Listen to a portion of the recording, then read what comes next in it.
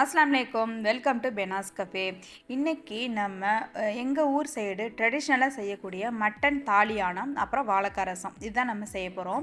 ரொம்ப சூப்பராக இருக்கும், சிம்பிளாக இருக்கும். இதுக்கு ரொம்ப இன்க்ரீடியன்ட் தேவைப்படாது. சின்ன சின்ன பக்குவங்கள் மட்டும் நம்ம ஃபாலோ பண்ணால் போதும், சூப்பராக இருக்கும். ஸோ இதில் வந்து என்னென்ன மாதிரியான விஷயங்கள்லாம் இதில் செய்யணும், என்ன இப்போ செஞ்சால் பர்ஃபெக்டாக வரும் அப்படிங்கிற மாதிரி நிறைய டிப்ஸ் இந்த வீடியோவில் நான் கொடுத்துருக்கேன். ஸோ வீடியோவை ஸ்கிப் பண்ணாமல் பாருங்கள்.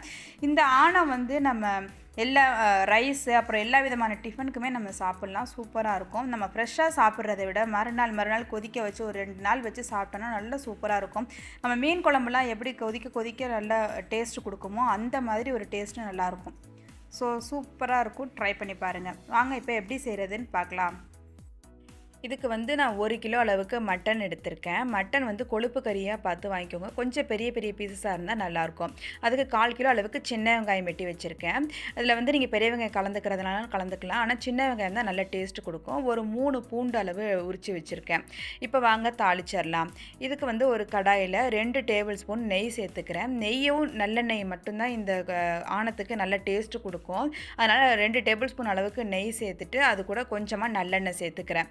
நம்ம வந்து கொழுப்பு கறியாக வாங்குறதுனால அதுலேயுமே உங்களுக்கு கொஞ்சம் கொலஸ்ட்ரால் இருக்கும். அதனால் எண்ணெயை வந்து பார்த்து சேர்த்துக்கோங்க. எண்ணெய் நல்லா உருகி காஞ்சி வந்ததுக்கப்புறம் ஜீரகமும் வெந்தயமும் சேர்த்து நல்லா பொரிய விடலாம். சிம்லேயே வச்சுக்கோங்க. வெந்தயம் நல்லா கொஞ்சம் செவந்து வரணும். அந்த அளவுக்கு நல்லா பொரிஞ்சு வந்ததுக்கப்புறம் நம்ம வெங்காயத்தை சேர்த்துக்கலாம். வெங்காயம் வந்து நல்லா வதக்கி விட்டுருங்க. அது வந்து செவக்கக்கூடாது. நல்லா கொஞ்சம் ஆனால் அந்த பச்சை வாசம் போக நல்லா வதங்கி வந்துடணும். அது அளவுக்கு நல்லா மீடியம் ஃப்ளேம்லேயே வச்சு வதக்கி விட்டுக்கோங்க.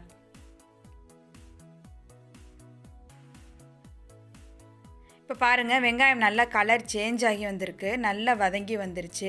இந்த அளவுக்கு நல்லா வதங்கி வந்ததுக்கப்புறம் நம்ம க்ளீன் பண்ணி வச்சுருக்க மட்டனை சேர்த்துடலாம். மட்டன் பாருங்கள், நல்லா கொஞ்சம் நான் பெரிய பெரிய பீசஸாக தான் வெட்டி வச்சுருக்கேன். அப்போ தான் வந்து நல்லா வெந்து நம்ம எடுத்து வச்சு சாப்பிட்றதுக்கு, நம்ம ஒரு விருந்துக்கெலாம் நம்ம கொடுக்குறதுக்கும் நல்லாயிருக்கும்.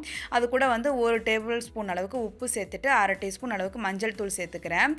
இந்த குழம்புக்கு தேவையான உப்பை நம்ம இப்போவே சேர்த்துடலாம். அப்போ தான் வந்து கறியில் நல்லா சார்ந்து வரும். இந்த உப்பு மஞ்சள் தூள் சேர்த்து கறி நல்லா எண்ணெயிலே வதங்கி வரணும். அதில் உள்ள கொஞ்சம் அந்த கவிச்சி ஸ்மெல்லாம் போகிற அளவுக்கு நல்ல எண்ணெயிலே வதக்கி விட்டுருங்க. அப்போ தான் வந்து நல்லாயிருக்கும் இந்த டிஷ்ஷுக்கு.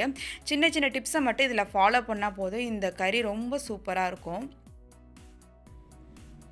இப்போ கறி நல்லா வதங்கி வந்துருச்சு, நல்லா எண்ணெய் பிரிஞ்சு வந்திருக்கு பாருங்கள். இதில் வந்து நம்ம எடுத்து வச்சுருந்தோம் இல்லையா பூண்டு, அதில் வந்து 1 டேபிள் ஸ்பூன் அளவுக்கு மட்டும் தட்டிட்டு இது கூட சேர்த்துக்கலாம். நம்ம இஞ்சி எதுவும் சேர்க்கக்கூடாது, பூண்டு மட்டும்தான். அதனால் 1 டேபிள் ஸ்பூன் அளவுக்கு இப்போ நம்ம கறியில் சேர்த்து இதை கொஞ்சம் வேக வைக்க போகிறோம். இது வந்து இந்த பூண்டு இந்த கறியோட வேகும்போது நல்லா வாசமாக இருக்கும். அதனால் கொஞ்சமாக சேர்த்துக்கோங்க. மிச்ச பூண்டை நம்ம லாஸ்ட்டாக சேர்த்துக்கலாம். அதுக்கடுத்து காரத்துக்கு தகுந்த மாதிரி மிளகாய்த்தூள் சேர்த்துக்கலாம். நான் வந்து 1 டேபிள் ஸ்பூன் அளவுக்கு காஷ்மீர் மிளகாய்த்தூளும் 1/2 டேபிள் ஸ்பூன் அளவுக்கு தனி மிளகாய்த்தூளும் சேர்த்துக்கிறேன். இதுக்கு வந்து நான் கலருக்காக தான் காஷ்மீர் மிளகாய்த்தூள் சேர்த்துக்கிறேன். நீங்கள் நார்மல் தூளே இருந்துச்சுனாக்கா உங்களுக்கு காரத்துக்கு தகுந்த மாதிரி அட்ஜஸ்ட் பண்ணி சேர்த்துக்கோங்க. இதை சேர்த்துட்டு நல்லா பச்சை வாசம் போக எண்ணெய் பிரிஞ்சு வரணும், அந்த அளவுக்கு நல்லா வதக்கி விட்டுறலாம். இப்போ நல்லா எண்ணெய் பிரிஞ்சு வந்திருக்கு. இப்போது கறி மூழ்கிற அளவுக்கு தண்ணி சேர்த்துக்கலாம். நம்ம அதுக்கப்புறம் நம்ம கன்சிஸ்டன்சி பார்த்துட்டு இன்னும் கொஞ்சம் தண்ணி சேர்த்து நம்ம குழம்பு ரெடி பண்ணிக்கலாம். இப்போ கறி வேகிறதுக்காக மட்டும் நம்ம தண்ணி சேர்த்துக்கிறோம். நல்லா மூழ்கிற அளவுக்கு தண்ணி சேர்த்துக்கோங்க. சேர்த்துட்டு இதை வந்து குக்கரில் ஒரு மீடியம் ஃப்ளேமில் 4 விசில் வச்சு வேக வச்சு எடுத்துக்கலாம். நான் வந்து உங்களுக்கு காமிக்கிறதுக்காக கடாயில் செஞ்சு காமிச்சிட்டு நான் குக்கரில் தான் வேக வச்சுருந்தேன். அடுத்து வந்து ரசத்துக்கு தேவையானதெல்லாம் ரெடி பண்ணிடலாம். இதுக்கு வந்து ஒரு தக்காளி வந்து லைட்டாக கீறிட்டு எடுத்து வச்சுருக்கேன். அதுக்கப்புறம் வாழைக்காயை தோலை வந்து ஃபுல்லாக சீவிடக்கூடாது, அந்த கார்னர் மட்டும் லைட்டாக செதுக்கி விட்ட மாதிரி எடுத்துட்டு அதை தண்ணியில் போட்டு வச்சுருக்கேன். அதையும் வந்து சேர்த்துக்கிறேன். அரிசி கழுவின கழனி தண்ணியில் தான் நான் வந்து வேக வைக்க போகிறேன். ஸோ அதில் வந்து இந்த தக்காளி பழம் வாழைக்காய் ரெண்டையும் சேர்த்துட்டு அதுக்கு தகுந்த மாதிரி 1/2 டீஸ்பூன் உப்பு, கொஞ்சமாக மஞ்சள் தூள் இதை சேர்த்துட்டு இதை வந்து வேக வச்சுக்கலாம்.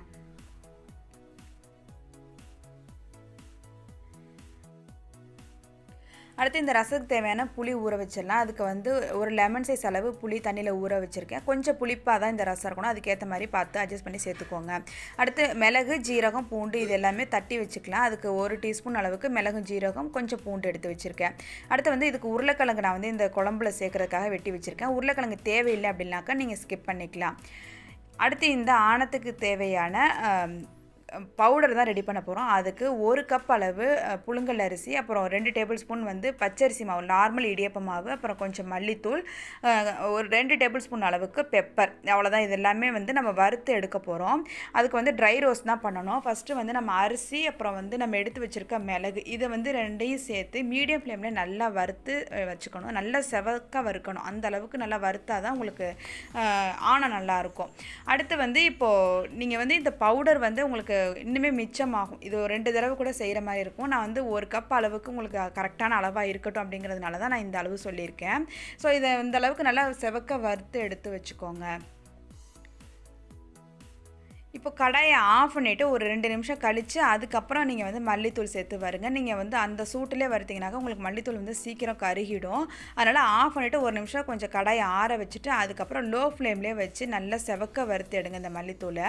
நார்மலாக வந்து நம்ம நிறைய சமைக்க போகிறோம் அப்படின்னாக்கா தனி மல்லியே வந்து நம்ம வறுத்து மிஷினில் கொடுத்து அரைச்சிக்கலாம். நம்ம கொஞ்சம் தான் செய்கிறோம் அப்படிங்கிறதுனால வீட்டில் இருக்க மல்லித்தூளை வந்து இது மாதிரி லோ ஃப்ளேம்லேயே வச்சு நல்லா வறுத்து எடுத்துக்கோங்க. அதோட பச்சை வாசம் போகணும். நல்லா கலர் சேஞ்ச் ஆகி வந்திருக்கு பாருங்கள். இன்னும் கொஞ்சம் நல்ல கலர் சேஞ்ச் ஆகி வரும்போது நல்ல வாசமாக இருக்கும். இந்த அளவுக்கு நல்லா வறுத்து எடுத்ததுக்கப்புறம் அந்த சூட்டோடு நம்ம எடுத்து வச்சுருந்த பூண்டை வந்து நான் தட்டி வச்சுருக்கேன். அதில் இந்த பவுடர் மல்லித்தூளை வந்து நம்ம சேர்த்துட்டு இதை வந்து மிக்ஸ் பண்ணிக்கலாம். அப்போ வந்து நல்லா வாசமாக இருக்கும். மிக்ஸ் பண்ணிவிட்டு உடனே இதை வந்து மூடி வச்சுருங்க. திறந்து வைக்காதீங்க, அந்த வாசம்லாம் போயிடும். அந்த சூட்டோடைய பூண்டில் வந்து சேரும்போது நல்லா வாசமாக இருக்கும். அதனால் இதை வந்து நல்லா கலந்து விட்டுட்டு இதை வந்து நம்ம மூடி வச்சிடலாம்.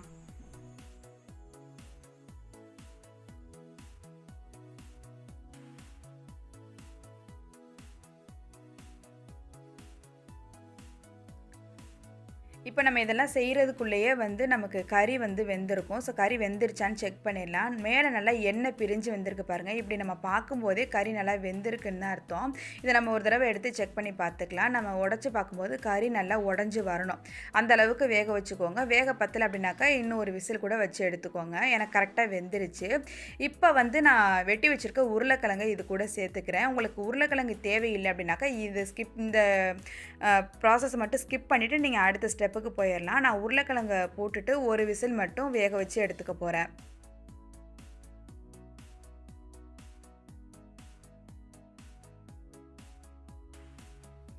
இப்போ உருளைக்கிழங்கு கறி எல்லாமே வெந்துருச்சு. இதை வந்து நான் ஒரு பாத்திரத்தில் மாற்றி எடுத்துக்கிட்டேன். இப்போ வந்து நம்ம இந்த குழம்புக்கு தேவையான அளவுக்கு தண்ணி சேர்த்துக்கலாம். நான் மேலே வந்து ஒரு 1/2 லிட்டர் அளவுக்கு தண்ணி சேர்த்துருக்கேன். தண்ணி சேர்த்துட்டு இது நல்லா கொதிக்கட்டும். இது கொதிச்சுக்கிட்டு இருக்க டைமில் இதுக்கு தேவையான ஒரு பேட்டர் நம்ம ரெடி பண்ணிடலாம். நம்ம எடுத்து வச்சுருக்க பச்சரிசி மாவு இருக்கு இல்லையா, இடியப்ப மாவு, அதில் ஒரு டேபிள் ஸ்பூன், அப்புறம் வந்து நம்ம வறுத்து அரைச்சி வச்சுருக்கோம் இல்லையா அரிசி மாவு, அதில் வந்து ஒரு 3லேருந்து 4 டேபிள் ஸ்பூன் அளவுக்கு சேர்த்துக்கலாம். உங்களுக்கு திக்னஸ்க்கு ஏற்ற மாதிரி நீங்கள் சேர்த்துக்கலாம். அது சேர்த்து நல்லா கலந்து விட்டுட்டு கொஞ்சமாக தண்ணி சேர்த்து கட்டி இல்லாமல் இதை வந்து மிக்ஸ் பண்ணி ஒரு மாவு மாதிரி ரெடி பண்ணி வச்சுக்கோங்க. இதுதான் இந்த குழம்புக்கு வந்து திக்னஸ் சேர்க்க போகுது. ஸோ இதை நல்லா கட்டி இல்லாமல் கரைச்சி வச்சுக்கோங்க. இப்போ நம்ம வந்து தண்ணி ஊற்றி கொதிக்க வச்சுருந்தோம் இல்லையா, இந்த ஆணம் நல்லா கொதிச்சிக்கிட்டு இருக்கு. இதில் வந்து நம்ம கரைச்சி வச்சுருக்க இந்த மாவை வந்து இதில் சேர்க்கணும். ஒரேடியாக அப்படியே சேர்த்துடக்கூடாது. சிம்மில் வச்சுக்கிட்டு சுற்றி விட்ட மாதிரி சேர்த்து விடுங்க. ஒரேடியாக சேர்த்திங்கனாக்கா மாவு உடனே செட்டில் ஆயிரும். ஸோ சிம்மில் வச்சுக்கிட்டு நல்லா சுற்றி விட்ட மாதிரி சேர்த்து நல்லா கலந்து விட்டுருங்க. அப்போ தான் வந்து மாவு வந்து அடியில் போய் செட்டில் ஆகி அடி பிடிக்காமல் இருக்கும். நல்லா கலந்து விட்டு மீடியம் ஃப்ளேமில் ஒரு 5 நிமிஷம் நல்லா கொதிக்க விட்டுறலாம். கொதிச்சாதான் உங்களுக்கு திக்னஸ் தெரியும். அதுக்கப்புறம் நம்ம என்ன செய்கிறதுன்னு பார்க்கலாம். இப்போ ஆணம் நல்லா கொதிச்சிக்கிட்டு இருக்கு. இதில் வந்து லாஸ்ட்டாக நம்ம மிக்ஸ் பண்ணி வச்சுருந்த அந்த மல்லித்தூள் பூண்டு இருக்கு இல்லையா, அதை வந்து மேலே போடணும். நல்லா தூவி விட்ட மாதிரி போடலாம். உங்களுக்கு கட்டிப்படாது. உங்களுக்கு நல்லா வறுத்து எடுத்துருக்கும். அதனால் வந்து கட்டிப்படாமல் தான் இருக்கும். நல்லா தூவி விட்ட மாதிரி போட்டுட்டு எதுவும் மிக்ஸ் பண்ணி விட்டுற வேணாம். அப்படியே வந்து நம்ம மூடி வச்சிடலாம். மூடி வச்சுட்டு ஒரு 5 நிமிஷம் அப்படியே சிம்லேயே கொதிக்க விடுங்க. அதுக்கப்புறம் நீங்கள் மிக்ஸ் பண்ணுங்கள். உடனே மிக்ஸ் பண்ணிங்கனாலும் உங்களுக்கு அந்தளவுக்கு நல்லா இருக்காது. ஸோ ஒரு தடவை 5 நிமிஷம் கொதிக்க விட்டுட்டு அதுக்கப்புறம் மிக்ஸ் பண்ணிங்கன்னா நல்லா சூப்பராக இருக்கும். பொறுமையாக கலந்து விடுங்க. கறி வந்து இனிமேல் உடஞ்சிரும். அதனால் பார்த்து கரெக்ட் பண்ணிவிட்டு அதுக்கப்புறம் இதை ஒரு 5 நிமிஷம் லோ ஃப்ளேம்லேயே விட்டுட்டிங்கனாக்கா நல்லா சூப்பராக இருக்கும். அவ்வளோதான், தாலியான ரெடி ஆகிடுச்சு. இதை ஒரு 1/2 மணி நேரம் கழித்து நீங்கள் வந்து சர்வ் பண்ணும்போது நல்லா சூப்பராக செட் ஆகியிருக்கும். ஸோ அவ்வளோதான், இது வந்து தாலியான வேலை முடிஞ்சிருச்சு. அடுத்து வந்து ரசத்துக்கு ரெடி பண்ணிடலாம். நான் வந்து வாழைக்காயும் தக்காளியும் நல்லா வேக வச்சு எடுத்திருக்கேன். வாழைக்காய் வந்து நல்லா மசிய வெந்திருக்கணும். நம்ம உடச்சி சாப்பிட்ற அளவுக்கு இருக்கணும். அந்த அளவுக்கு வேக வச்சு எடுத்துக்கோங்க. இப்போ இதை வந்து நான் ஒரு பவுலில் மாற்றிக்கிறேன். தக்காளி பழத்தை மட்டும் தனியாக எடுத்துகிட்டு இந்த வேக வச்ச தண்ணியோட இந்த வாழைக்காவை சேர்த்துக்கிறேன்.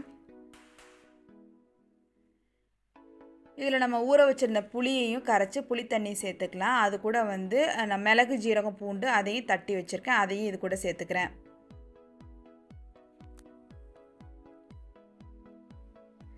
அடுத்து நம்ம வறுத்து அரைச்சி வச்சுருந்தோம்ல பொரி அரிசி மாவு, அதில் வந்து 1 டீஸ்பூன் அளவுக்கு சேர்த்துக்கலாம். அதுக்கப்புறம் நம்ம வறுத்து வச்சுருந்த மல்லித்தூள்லையும் 1 டீஸ்பூன் அளவுக்கு சேர்த்துக்கலாம். இது எல்லாத்தையும் சேர்த்துட்டு நல்லா ஒரு தடவை கலந்து விட்டுறலாம். அதுக்கப்புறம் நம்ம வேக வச்சுருக்க தக்காளியும் கரைச்சிட்டு அதையும் இது கூட சேர்த்துக்கலாம்.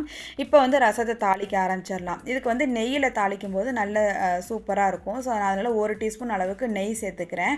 நெய் உருகி வந்ததுக்கப்புறம் 1/4 டீஸ்பூன் அளவுக்கு ஜீரகம், வெந்தயம் ரெண்டும் நல்லா பொரிஞ்சு வந்ததுக்கப்புறம் கொஞ்சமாக கருவேப்பிலை சேர்த்துக்கலாம். கருவேப்பிலையும் நல்லா பொரிஞ்சு வரட்டும். அதுக்கப்புறம் ஒரு 4 சின்ன வெங்காயம் அளவுக்கு பொடியாக வெட்டி வச்சுருக்கேன். அதையும் சேர்த்து நல்லா பொன்னிறமாக செவக்க வதக்கி எடுத்துக்கோங்க. நல்லா செவந்துடணும். அப்போ தான் நல்லா டேஸ்ட்டாக இருக்கும். நல்லா வாசமாகவும் இருக்கும் ரசம் உங்களுக்கு. அதனால் நல்லா செவக்க வறுத்து எடுத்துக்கோங்க. இப்போ நல்லா இந்த அளவுக்கு வதக்கி எடுத்தாச்சு. இதில் வந்து கொஞ்சமாக பெருங்காயத்தூள், காரத்துக்கு ஒரு 1/2 டீஸ்பூன் மட்டும் மிளகாய்த்தூள் சேர்த்துக்கிறேன். நல்லா சூப்பராக இருக்கும். மிளகாய்த்தூள் சேர்க்கும்போது பார்க்கவே கலர் நல்லா சூப்பராக இருக்கும். ஸோ அதனால் மிளகாய்த்தூள் ஒரு 1/4 டீஸ்பூன் இல்லை 1/2 டீஸ்பூன் அளவுக்கு சேர்த்துக்கோங்க.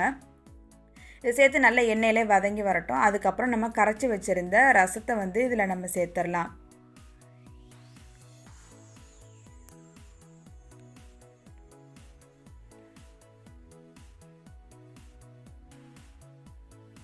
இது எல்லாத்தையும் சேர்த்துட்டு இப்போது இதுக்கு தேவையான உப்பு போட்டுக்கலாம். நம்ம ஏற்கனவே வாழைக்காய் வேக வச்ச தண்ணியிலே நம்ம உப்பு சேர்த்துருக்கிறதுனால ஒரு 1/2 டீஸ்பூன் மட்டும் நான் உப்பு சேர்த்துக்கிறேன். தண்ணி நீங்கள் பார்த்து உங்களுக்கு ரசத்துக்கு புளிப்புக்கு தகுந்த மாதிரி சேர்த்துக்கோங்க. கொஞ்சம் புளி சுருக்குன்னு இருக்க மாதிரி பார்த்துக்கோங்க. அவ்வளோதான். இது எல்லாத்தையும் கலந்துட்டு மூடி வச்சு மீடியம் ஃப்ளேம்லேயே வச்சு நம்ம ரசத்தை கொதிக்க வச்சுக்கலாம். ரொம்ப நேரம் கொதிக்கக்கூடாது. ஒரு கொதி லைட்டாக நுர கூட்டி வரும்போது அடுப்பை ஆஃப் பண்ணிடுங்க. அவ்வளோதான், சூப்பரான வாழைக்காய் ரசம் ரெடி ஆகிடுச்சு. இந்த தாளியானத்துக்கு வந்து வாழைக்காய் ரசத்து கூட சாப்பிடும்போது தான் சூப்பராக இருக்கும். ஒயிட் ரைஸ் கூட நீங்கள் ஃபஸ்ட்டு தாளியானம் போட்டு சாப்பிட்டுட்டு அதுக்கப்புறம் கொஞ்சமாக அது கூட வாழைக்காய் ரசமும் சேர்த்து கலந்து சாப்பிடும்போது அவ்வளோ ஒரு டேஸ்ட்டாக இருக்கும். ஸோ கண்டிப்பாக ட்ரை பண்ணி பாருங்கள். எல்லா விதமான டிஃபன் ரெசிபி அப்புறம் ரைஸ் கூட சூப்பராக இருக்கும். நெய் சோறு கூட நீங்கள் இந்த தாளியானம் மட்டும் வச்சு சாப்பிடும்போது அவ்வளோ ஒரு டேஸ்ட்டாக இருக்கும். இதை நீங்கள் பழசு ஆக ஆக இன்னும் நல்லா கொதிக்க வச்சு சாப்பிட இன்னும் அவ்வளோ ஒரு டேஸ்ட்டு கொடுக்கும். ஸோ ட்ரை பண்ணி பாருங்கள். ட்ரை பண்ணி பார்த்துட்டு உங்களோட கமெண்ட் பாக்ஸில் சொல்லுங்கள். நம்ம வீடியோ பிடிச்சிருந்துச்சுன்னா நம்ம சேனலை லைக் பண்ணுங்கள், ஷேர் பண்ணுங்கள், சப்ஸ்கிரைப் பண்ணுங்கள். தேங்க்யூ.